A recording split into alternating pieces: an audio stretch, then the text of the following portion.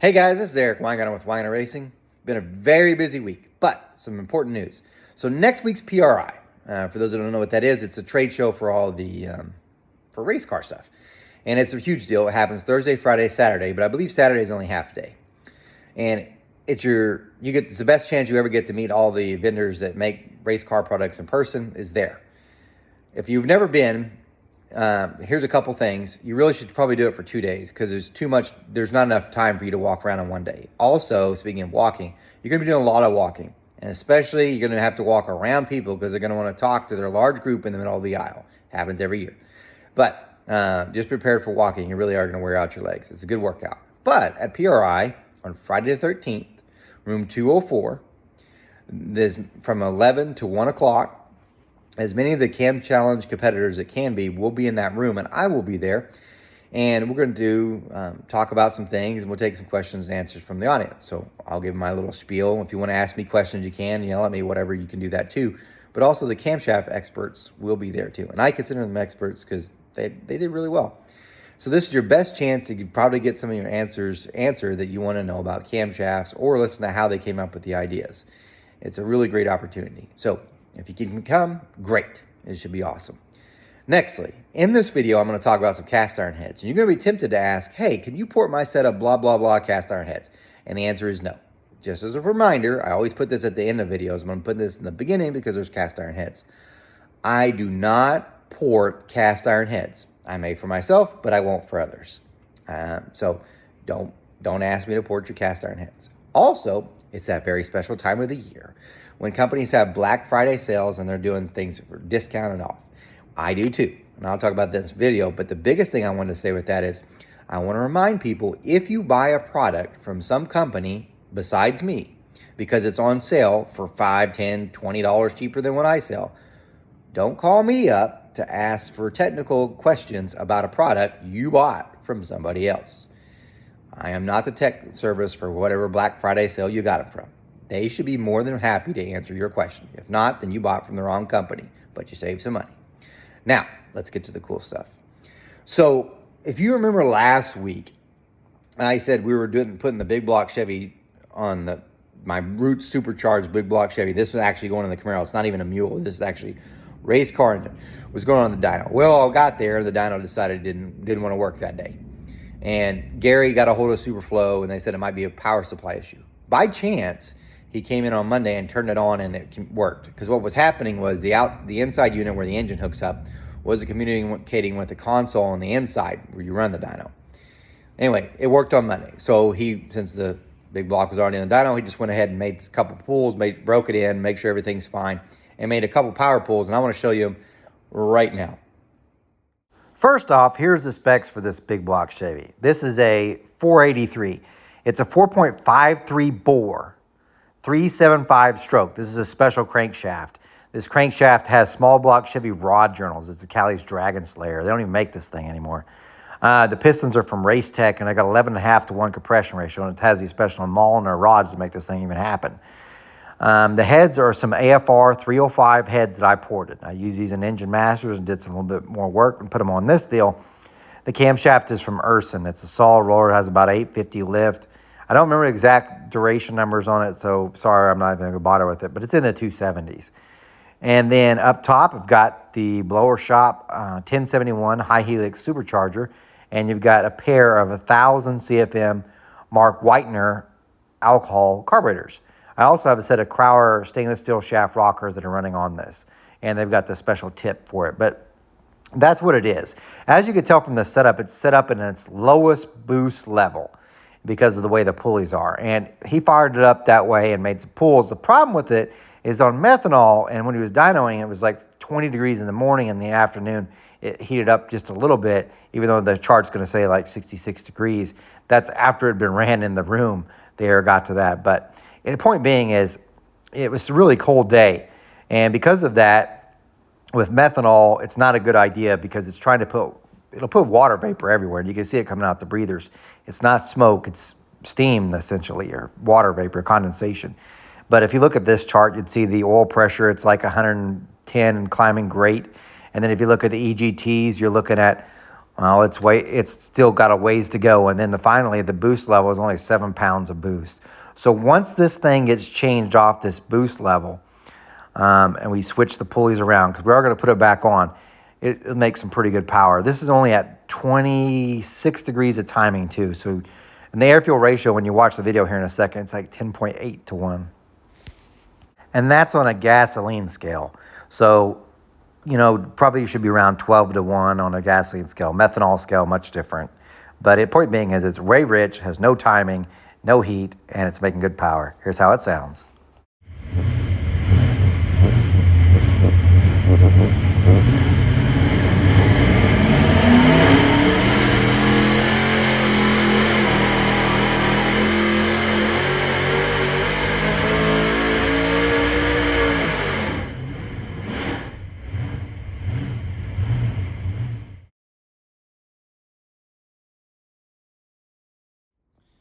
So that was Monday, but on Tuesday, I actually got to work in the shop and was unencumbered. That's awesome. On Wednesday, the dyno books were done. I actually shouldn't say that. Tuesday evening, the dyno books were done, and I have now mailed out every one except for one out that has been ordered. So you should have them by now because they went today.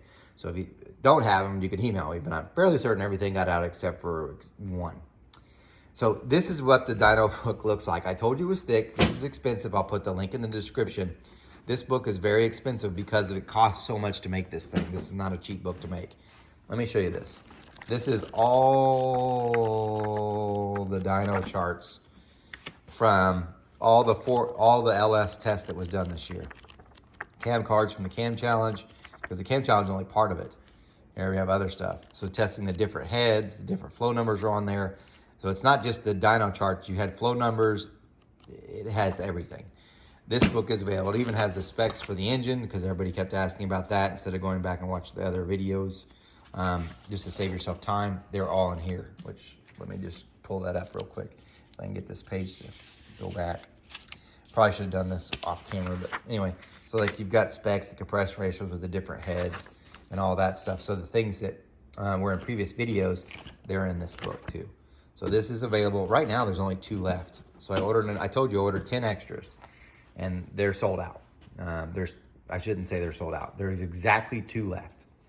After those 2 are sold, if you really still like to have the book, you can email me. And if I get 10, so I'm only gonna do this till the end of the year. If I get 10 orders, like 10 people say, I would like that book. I wish I would have got it already, but I would like that book. Then I will have 10 more printed. Because if you just said, why don't you just sell one individually? The cost to print one book versus, like I sent 50, I think, to the printer, it's dramatically different. It's like half the cost. So I won't even make any money if I just sold one book, not even a penny. They are very expensive to make. You're like, well, you need to find somewhere cheaper to make it. I agree. I just don't know where that would be. Anyway, 2 minutes of this is ready for you to purchase. Next thing. So then on the next day, this happened. This is what I did on Friday. So a customer had bought a GM 6.2 liter crate engine, and he had taken the heads off, brought them to me, and I ported them. He also bought a GPI camshaft from them that's made to work with the stock short block because of the pistons and the valve clearance and all that. It has about 230, I think it has 236 duration on intake, 252 on exhaust. I am going to include this cam chart card so you can see, although it's kind of hard to see. 113 lobe separation, about 640 lift. And then put it on the dyno. And we're just trying to see what power it made. Now, we did test it with a carb just because it's easy. We tested a few different things, timing being one of them, and also the size of the headers. Testing between a 1 3/4 and 2 inch. And here's how it sounds and the dyno results.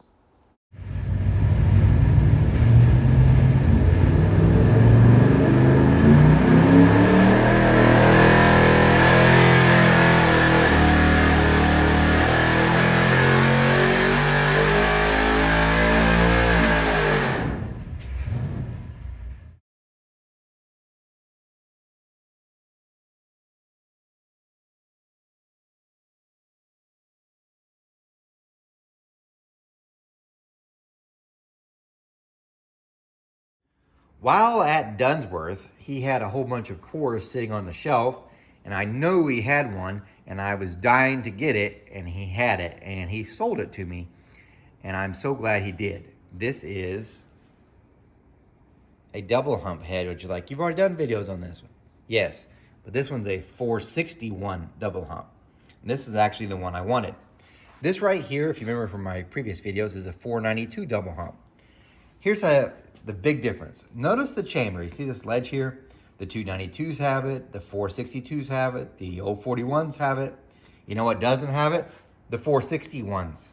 These. See? No ledge. That chamber is smaller, which is great because I'm trying to get my compression ratio up.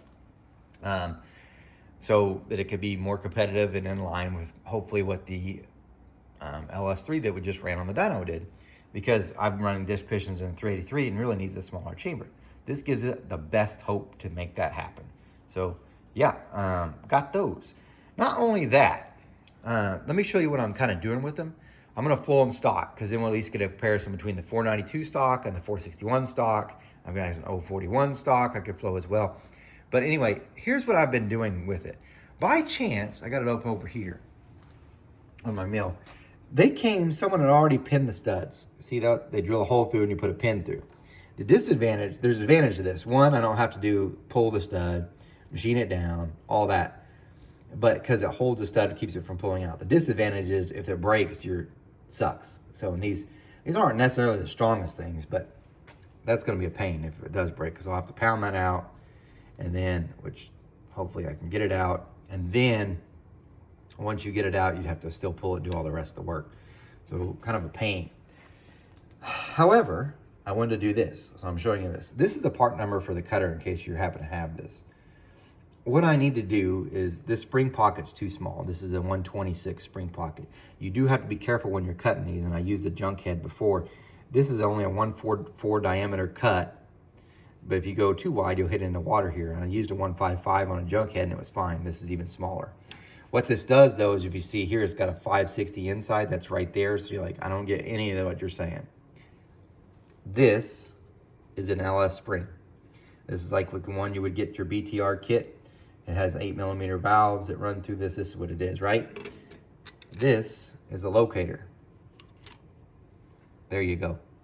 Now I can use that spring and it locates like it should. And without it before, the locators won't go down over this. It won't even come close. So cut out the spring pocket to use this spring, which is the same one that's used in the LS. Awesome. Now some of you are already like, wait a minute, hold on there, Slim. These are 11/32 valves. How are you gonna run an 8mm valve? I'm glad you asked. By the way, in a way I got lucky. Someone already replaced all these guides, so all I have to do is press them out. This is that 461 head. And I know it's hard to see, but let me flip it over to this side. Actually, I won't. This is the 205 valve that comes in your AFR 195 small block Chevy street heads. This is an 8mm stem. Ta-da! It's in. I haven't cut the valve job, obviously. But this will give you a better idea. So these spring pockets are already cut. I'm always going to ask for your help on this though. This guide has a little step in it for a 530, so I can put a 530 seal over it. These are 8mm. You're done. That's how it will look when it's all finished. And I'll be able to run my 8mm valve, the same LS springs that would run on an LS. Boom. Here's what I want to ask some of you guys, some of your machinists watching my channel. Thank you so much. Again, I don't pretend to be the best ever, and I don't work on as many cast iron heads. Here's my disadvantage. You see I can cut all these ones here, but I can't get these two in ones because when you try to, my deal here will hit this before I can machine that. I didn't know if there's some way that I'm just an idiot on and don't know of to be able to cut those so I can get them at the same depth. Otherwise, I'm doing it by hand, which isn't the best. And yes, I've done that before. Again, this is my head, so I don't really care. Which brings this point up. I am going to go all out on these heads. Obviously, these 461s. I thought, and I know some of you are like, wait a minute, on these 492s, I thought you were gonna go out. Nope, this is as far as I'm gonna go because I don't own these. So I am somewhat porting these for the customer because I'm gonna go test them on the 383, but I'm not gonna try hitting water. I'm not gonna get super aggressive and man, I just screwed up the head. Because nothing makes you so angry as when you find out you're done with all but the last cylinder and you hit water. This is as far as I'm going with it. And let me show you what's been done. It looks like this stock. It looks like this now. All that's gone. I left a little ridge here because I'm really not trying to hit water. The exhaust, that's how it is before, after. I actually flowed it like this. So this is a 202 valve, 11/32 stem. This one now goes 220. Stock it flowed 206. So it did gain some CFM, not as much as I hoped. The exhaust is a total different story though. Before it was doing 145, 150, it's 185 now. And all I've done is the bowl. And that's all I'm gonna do. This will be exactly how, this is as far as I'm going with this head, and we're gonna test it stock this way. So yeah, it's a little bit of work, definitely better than stock, but it's not like what I'm doing with that. That one should be way better. So I'll probably do some chamber stuff. So like this one, you could tell the chamber got took out. I'm gonna probably scallop this one a little bit to get more of a unshrouding out of it. I'm just gonna do some more work. Still really thin there though. I don't know how much you probably can do. It's pretty thin, but you're definitely gonna do some more work there. Also, while I was there at Dunsworth, I bought this set of heads. And these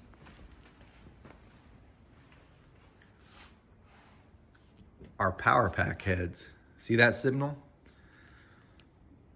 These are super old. These are what came on your 283, 265. These are a really small chamber. They might even be smaller than the double humps, but their valve sizes are really small. So what I'm gonna do on this one is cut it out to a 194 and a 150. I'm just gonna blend it and that's all. Just for fun, because I wanna see what these ones do. But I will flow them stock. I gotta get the valve. I don't have anything that small to even flow it. If I can even find that valve, come to think of it, because I don't even know anybody sells those small valves like that. But I'm gonna redo that and try that one too, because that's really cool. So this way on that 3-3 short block, I will have tried really small heads. Now there's one set of heads right now, probably some of you trying to comment, why don't you get these? I tried to buy one from Dunsworth, he didn't have any. And those would be the 305 small block Chevy heads, had a really small chamber. He didn't have any there. The only ones he did have were for the Vortec, and I wouldn't mind doing a test between the Vortec pattern versus standard. So for instance, these are standard pattern. The Vortec ones have ones there. I wouldn't mind testing that, but he didn't have any. He had one, so not enough to make a pair. But that's what's going on with that. Now let me show you some other stuff. This is the short block that those cast iron heads will be tested on. It's actually a Smeding aftermarket block, which I don't know who actually makes it for Smeding. And it has a 3/8 stroke, and it's got hybridic dish pistons. Dunsworth actually had to break it down because it had rust on the decks and milled it. So I told him leave the pistons 5/1000ths in the hole. So with that, I'll have to calculate what the compression ratio will be because it depends on the heads. But this is what the short block will be used to test. It's got a forged crankshaft, 5140 forged rods. So it'll be good to about 6,500. Shouldn't be a problem at all. But this is what we'll be testing to try to compare with the LS. This is the goal for this, is to get a stock head to match the performance of the LS in the same configuration, which as you just saw was like 590 horsepower. So probably won't get there, but we'll at least have fun trying. Also, while I was at Dunsworth, I thought I'd show you the parts we're going to use on the small block Chevy that we're going to blow up. He had a set of these rods. These rods came out of like a GM Crate 604 motors. For those that don't know, that's a small block Chevy engine that they use in dirt track stuff. These are the rods that came in it from Chevrolet. Now, it looks like they have ARP rod bolts, and I'm not sure, I didn't ask him if he had switched them out or that's how they came from the factory. I wouldn't imagine that they did. So I think they got switched. But we're going to see if that rod actually breaks. And then the pistons, those are the ones that would come in it, the 604 crate engines. Those are a Molly piston. They got a 4 eyebrow relief. They are forged. But that's what we're going to be using for that. As far as the top end, it's coming from this 406 small block Chevy dyno mule that I'm using. That's the AFR enforcer heads, the AFR intake, and I'm going to use the adjustable shaft rockers. And I know pains me, parts of the heads are probably going to be ruined for sure. But the shaft rockers, hopefully at least only some of the shafts get tore up and not too bad. But that's what's going to be used for it. And I don't know, like, why are you doing this? The goal with the engine that's blown up is this. So many times I have heard, and usually it's from LS guys, and I'm not trying to bash you, because you may be correct, that the blocks are so weak on the small block Chevy. And I have seen them make crazy power. I'm going to find out what breaks first. Will it be the stock powdered metal rods? Will it be the stock cast crank?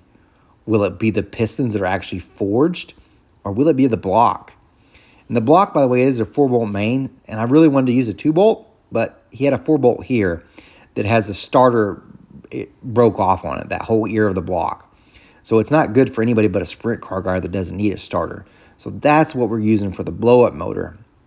Personally, the two things I think that's going to fail, and that's what I talked about it, it's going to either be the piston that gives up or the head gasket. We're going to put the Torque Storm supercharger on it, the 80, the bigger one I have. And if it makes it 1,200 horsepower, we're probably just going to make it pull after pull after pull after pull until it breaks. And part of me says, I think after 10 pulls, it's probably just call it and let's just get the turbos and put them on there, which I bought these just in case.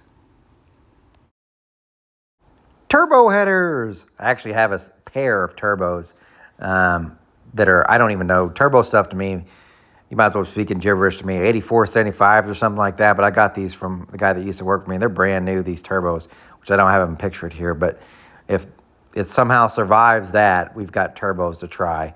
But here are my dyno mules just to kind of show you what all the stuff we have to test still. The 421 small block mule, 540 big block mule, 406 mule, looks damaged. Those heads are going on the blow-up motor and that intake. This, of course, is the LS dyno mule. And then also, which I don't have pictured, is I also have a Gen 3 Hemi, the 5.7, that'll be testing next year here. Hits here, the small block 4 dyno mules here, the 408. And then I've still got my 355 Chevy that came out of the S10 that I'm always could test with too, which I kind of plan to do some stuff with a tunnel ram just because I'm curious to see what it'll do. But yeah, I got plenty of stuff to test.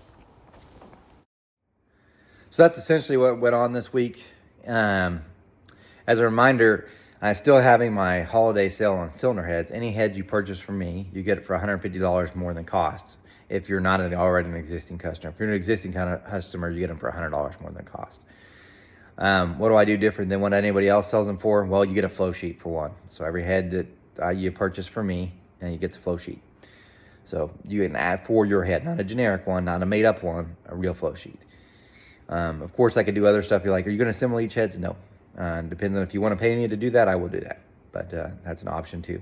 You also get tech advice for any of that stuff that I sell, obviously. The other thing is, if you're thinking about sending in your heads for cylinder head porting, please do it now, because things are going to get much more busy after the Christmas for sure, because people are just getting ready. So I highly recommend to get it in now. For head porting stuff, you don't pay till it's done.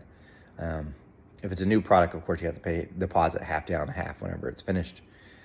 But that's pretty much what's been going on. It's crazy busy, but I'm going to leave this video right now. So for those that don't know, this being this Saturday videos, the last part of the video used to me talking about my son, and I want to do that and about how swimming journey is. So it's no tech related at all. And if you don't want to watch it, that's fine. That's why I'm giving you an opportunity right now to tell you this video is done.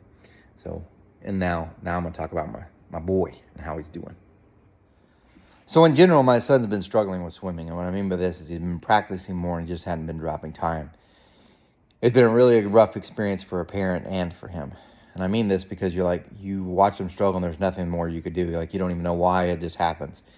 And a lot of the elite athletes will tell you progress isn't linear. So you don't just continually keep climbing. There'll be steps where you just go backwards and backwards and all of a sudden it just goes through. Trying to convince a 17-year-old boy that is very difficult, especially when he's training harder. And that's how most of the summer went that way until he went to his club final. And he did really well, but not good enough for him. And it's been a struggle. So this season started the short course season, and his first meet, he did not do as well as what he'd hoped. He was slower than what his peak times were, and he just let him down. He also swims for high school, so this is kind of hard to explain, but there's a high school and then there's a club. Club's way more competitive. Anyway, he had been going to his high school meets, and even then he'd still win. So if they were competing against someone, he might win that heat or win that event, but he wasn't getting any faster, and he was really not the happiest about it. Like, his times just weren't there, and I don't know what to tell him. You know what I mean? Like, what do you say? Like, I wish you were faster too. Keep trying, don't let it get to you and stuff like that. But it was just getting so bad. And he had his first club meet and he didn't do well either. Well, last week, so the week before Thanksgiving, I should say, or the week of Thanksgiving, we went to Lenexa, Kansas, and he had a swim meet for club. And this was big. I've never been to Lenexa, Kansas to their pool. It was a 3-day, and it's, but we only went for 2 of them because he still had school. And it was a prelim final. So you swim in the morning, you do prelims. If you're top 16, you make the finals. He made the finals. Now, I should point this out in club. He's only made final twice, and it's only been in the 400 long course. This time he made it in the 100 and in the 200, and actually in the 100 fly, which is because his best time was a year ago. This still to this day, his best time was a year ago today. He'd ever gone as fast as that butterfly, and he just hadn't been because he's too much focused on freestyle because that's what he is. So somehow he made it, and so he did a personal best in his 50 free, 24:03, because he kept doing the 25s, and not because he wasn't fast enough. He'd screw it up some way, and I felt so bad. Like every club meet, you just see him and like, oh dang, because he would miss the wall on the turn, and he would touch it, but he wouldn't get a good push off, so he'd like dead slow, and you're like, oh. It just like seemed like anything to go wrong would happen in that 50, and he finally broke that curse, and he did a 24:03. Then his 100 free time, he went a 51:91, breaking his record of a 52:10 that he did at Club State almost a year ago. And I was like, wow. Like, now I don't want to hear any more complaining that you're slow. Things just changed. Like, I don't know where that came from. And then on the fly, he was like 300s or 3/10 from his best time ever. And we're talking like he was been seconds off. Like his time right now is a 102.61, which is not fast for a fly. These fly guys, you understand what I'm saying. But he'd been doing like 108. So he dropped like 6 seconds. And matter of fact, he did a 108 on Tuesday. And then on that meet that was on Saturday, he did the 102 again, but just did not a few tenths from breaking his record. So great, right? And I was like, oh, awesome, right? Things are going great. Thanksgiving. The day before Thanksgiving, he got sick. He had a stomach bug that was bad stomach bug, as in he didn't eat any Thanksgiving dinner. He didn't eat anything on Thanksgiving. He didn't eat anything on the day after Thanksgiving. We tried giving him crackers. It just that stuff wouldn't stay down. And I thought he was recovering, but then no. It was either both ends. It was just bad. On Sunday, finally, he was able to finally start eating. So that makes 3 straight days. And he's missing practices because even though it's Thanksgiving, they don't have practice Thanksgiving, but they did Friday morning. He didn't go. Friday afternoon couldn't go. Saturday morning couldn't go. Monday morning couldn't go because he was really, really weak from the lack of food and all that. It was just struggle, just bad. So, and I feel so bad for him because he had all of his great times and it looked like he's on a good course, and then they get sick. So it made him super weak. So then on Wednesday, we went to Springdale, Arkansas. And can I say something about Arkansas? Side note. If you ever want to eat at a restaurant, you're like, man, that hasn't been there for like 30 years. I have never seen one of those. I miss that place. Go to Arkansas. All those restaurants you think are dead, there's one in Arkansas. They had a town of 17,000 people, and I know I'm sidetracked on this. They had like 2 Schlotchkis. We have a town of 130,000 here in Broken Arrow. We have one. They had like 2 McDonald's for 17,000 people. We have 2 in all of Broken Arrow, 130,000. And not because we're healthy. Yeah. So it was I was like, man, that's kind of strange. But anyway, back to him. So he gets in the pool, and that pool is a great deal. And he does great. He finishes 3rd. Now, Arkansas has got some pretty good swimmers. There was a bunch of schools there. It was a big deal. He ends up finishing 3rd in his 200 and 3rd in his 100. And he was only slightly behind the guy that he usually is slightly behind. But still was like, let me put it this way. In his 100, he went a 54.09. The winner did a 54 even. So he almost won it. That's how close 1 to 3 was. But he almost won it. But you could tell, like, he just wasn't there. Like, you could tell he was definitely weaker. Just trying to recover. Considering he went a 51.91. So he gained a lot of time just from being sick and stuff. So today, we go to Bartlesville for him to try to make it up. So this is the Stars of Winter. He only has 2 events to swim. I think today he's got the 100 fly. I'm going to go ahead and tell you, he ain't breaking his time. Ain't going to happen. It takes a lot of strength to do fly anyway. and he ain't biking that. If he does, I'll be shocked. And then I think he's got the 100 free. I also don't think he's going to break his record on that. But it's a nice experience. Tomorrow he's got the 200 and the 50. I would say maybe he could break his time in the 50, because a 24:03, I know he could do a 23. He's done it in relays before. I just don't know right now if he can, which feels so bad for him. It gets in their head, you know what I mean? Like if you keep losing, then you do really good, and then something goes bad, then it's back in your head again. It's really a psychological thing. Side note, though, I probably should have mentioned this before. He got accepted to Henderson State for swimming, which is a college in Arkansas. They have a really, really fast swim program. So he'll be swimming there. And I am super excited for him for that, because that's the school he wanted to go to. So of all there's several schools who contact him and say, hey, I want you to come swim for us, whatnot. No, he wanted to swim at that school. He saw their progression and how their swimmers, so you can go on Swim Cloud and see this, how the team is progressing and if they're getting better or worse and how individual ones are doing. And he's like, that one's got a lot of growth. And they've got, so besides swimming, they had a mechanical engineering degree program there. So he'll be taking that. So it's the two things that he wanted. Big thing, education, and two, they can make him faster. So anyway, that wraps up all I'm going to talk about. That's the end of it. PRI's next week, so I'll probably do a video on Monday, because come to think of it, now that I've got my LS books all printed, it's so much easier to show all the stuff now. It's all organized. So probably on Monday, I'll do a discussion about one of the things from the LS book, because I know some of you ain't got the money for that book, and I get it. So I'm just going to make that into a video that will be probably Monday or Tuesday. I know the people that probably didn't buy the book or probably won't even watch me say what I just said. But yeah, I'm going to break that book down, and I'll show all the tests, and I'm probably going to do the first one on Monday. No video on the Saturday, though, because I'll be at PRI. If I do, it'll be like, this is something cool I saw. I'm going to show you this real quick. Anyway, guys, thanks for watching. Remember, I know Superman. I do not port cast iron heads. You guys, take care. This is my bonus for you guys that stick around to the end of the videos. Guess what happened and came in today? Oh, it's a Ford head. That's right. These are the heads that are going to be used on the small block Ford Cam Challenge. Now, you're like, oh my gosh, now I know exactly which one to do. No, I'm actually going to modify it from this. TrickFlow was nice enough to send these heads. They don't have a valve job done, because I'm going to cut these out to a larger size anyway. And I'm going to also do all the port work that goes with it. So these are what will be used. These are TrickFlow high port 240. And honestly, and I should point this out, I need to make this blatantly clear. The head itself would be perfectly fine to use like it is currently if they had done a valve job. And they come with a valve job. They didn't do that. I told them not to, because I have to do work to it. But let me explain why it would have been a great head and how come I didn't use it just stock. The 240 high port, this thing makes a ton of power. There's plenty of examples. You can look at ZSR. He's done a lot. I ported several intakes that went on those. They make a ton of power.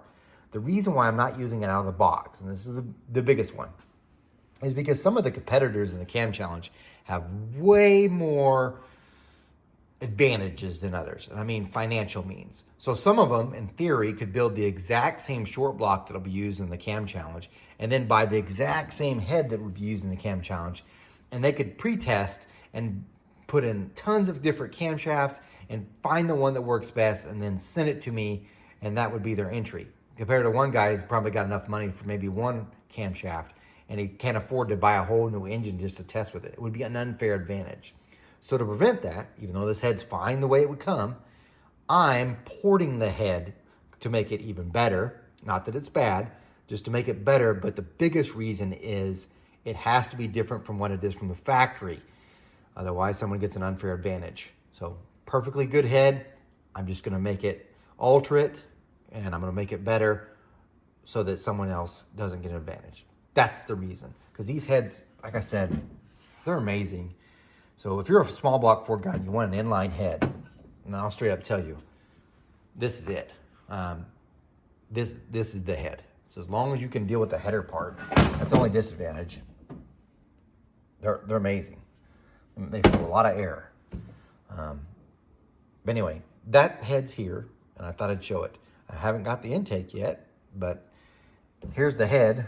Once I get done porting it and I get the people who are selected, they'll be given every bit of information like the LS Cam Challenge about how much it flowed on each bench, the sizes inside the port, the cross sections, the CCs, all of it will be given to them with about 8 weeks, in other words, 2 months before the actual challenge takes place. So they can use that data to pick their camshafts.